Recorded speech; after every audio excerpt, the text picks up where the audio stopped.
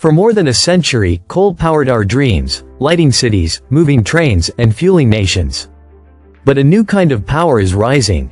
Not from the earth beneath our feet, but from the intelligence we create. Welcome to the age where coal meets code. Yesterday's industries ran on muscle, machinery, and minerals. Today's run on data, decisions, and design. Steel plants have sensors for every vibration. Mines talk to satellites. And conveyor belts learn when to slow down before failure happens.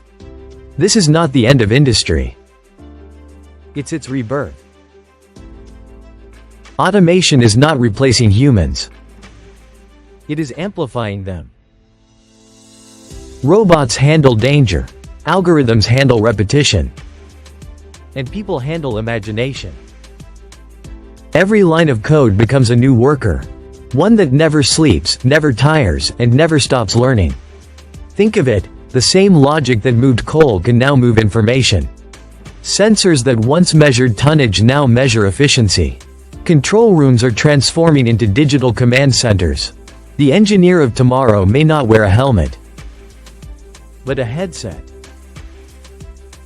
The future does not cancel the past, it learns from it.